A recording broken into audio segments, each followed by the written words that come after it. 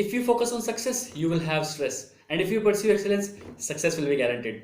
So, hello, my name is Shubham Rohela, and professionally, I'm a mechanical engineer along with a proud digital networker. So, guys, today's video is all about reasons for being fail in any business. क्या क्या reasons हैं जिनकी वजह से हम किसी भी business में फेल हो सकते हैं?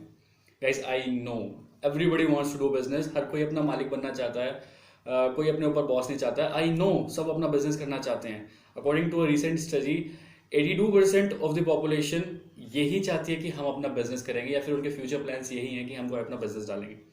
सबका प्लान्स यही है, बट हम कहीं ना कहीं डर जाते हैं कि क्योंकि हमने हमेशा सुना है doing business is risky.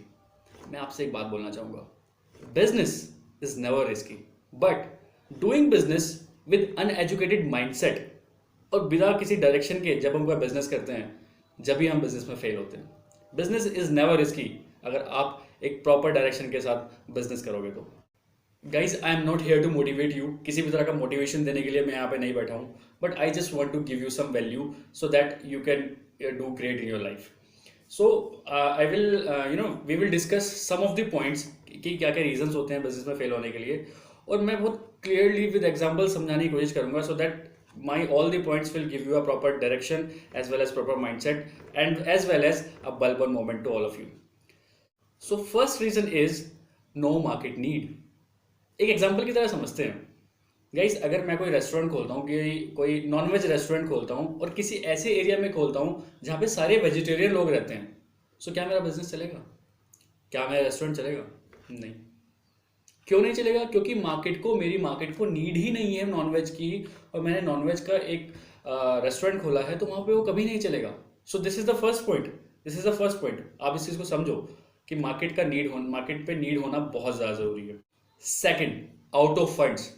Guys, example की तरह चलते हैं. मैंने एक रेस्टोरेंट खोला, ठीक है, और मैंने उसमें 10 लाख रुपए लगाए, ठीक है, और मैंने क्या किया, उसमें 5 सीटर सिर्फ एक रेस्टोरेंट खोला है कि भाई जो रेस्टोरेंट में अभी छोटा सा रेस्टोरेंट खोला है उसमें सिर्फ 5 लोग ही बैठ सकते हैं आके.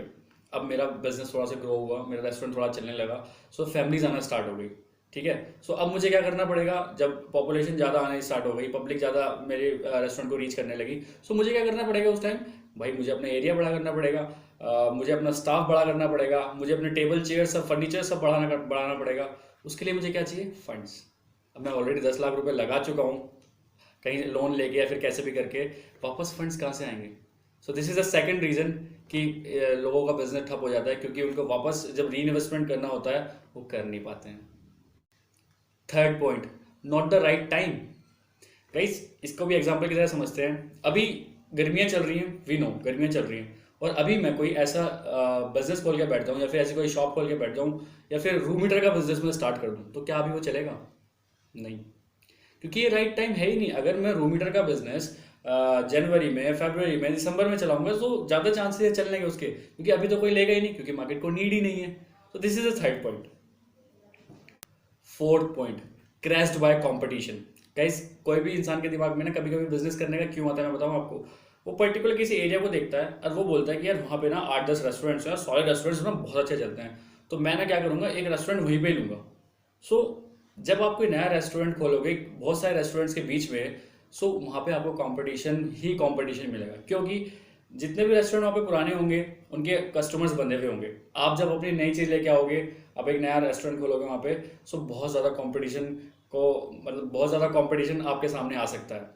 सो मेरा मानना यही है कि कंपटीशन से थोड़ा हटके अगर कोई बिजनेस किया जाए तो उसके चलने के चांसेस बहुत ज़्यादा होते हैं एज़ कम्पेयर टू बल्क में करने का, एज़ कम्पेयर टू किसी कंपटीशन में जाने का. Fifth point, cost issue. Guys, जब किसी बिजनेस में कंपटीशन वाली चीज़ें आएगी तो कॉस्ट इशू भी आएगा ही आएगा. आज मैं कोई पेन बनाने की कंपनी खोल लेता हूँ, तो काश शायद मैं पेन 4 रुपये का दे रहा हूँ, तो ज़रूर मेरे कॉम्पिटिटर्स इस पेन को 3.5 रुपये या 3 रुपये का बेच रहे होंगे. सो आप ही सोचो, ऐसे टाइप का बिजनेस कभी चलेगा? कभी नहीं चलेगा. एक तो आप नए हो, ऊपर से आपकी प्राइसिंग हाई है, तो कोई आपका प्रोडक्ट नहीं लेगा, कोई आपकी सर्विस नहीं लेगा. सिक्स पॉइंट, यूज़र फ्रेंडली होना बहुत ज़रूरी है आपका बिजनेस.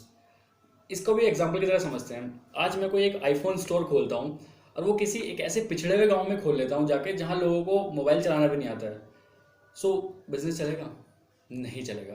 क्यों नहीं चलेगा? आईफोन बहुत अच्छा है, आईफोन की मैं बुराई नहीं कर रहा हूँ, आईफोन बहुत अच्छा है, बट क्या वो आईफोन, क्या वो फ़ोन वहाँ की जो लोकेलिटी है उसके लिए यूज़र फ्रेंडली है, ये आपको देखना पड़ेगा, क्योंकि प्रोडक्ट और सर्विस यूज़र फ्रेंडली होंगे तभी लोगों को मजा।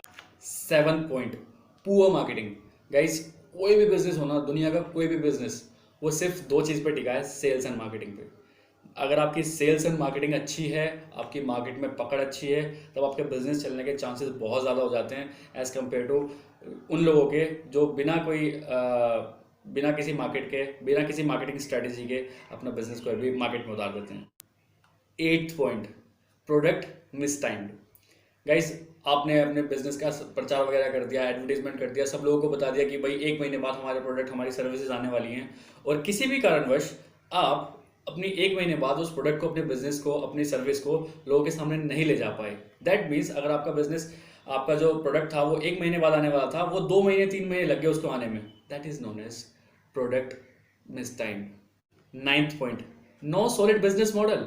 आपने कोई बिजनेस की स्ट्रेटेजी पूरी नहीं बनाई है कि मुझे किस तरह से करना है। आपने सारा बिजनेस प्लान अपना प्लान नहीं करा है कि भाई अगले 3 महीने में मुझे क्या करना है, 6 महीने में क्या करना है, 1 साल में क्या करना है, तब भी वो बिजनेस चलने के आसार बहुत कम हो जाते हैं। क्योंकि अगर एक अच्छा बिजनेस मॉडल नहीं होगा, एक अच्छा प्लान्ड वे में आपने बिजनेस स्टैब्लिश नहीं करा, सो आपका बिजनेस में भी नीचे गिर सकता है।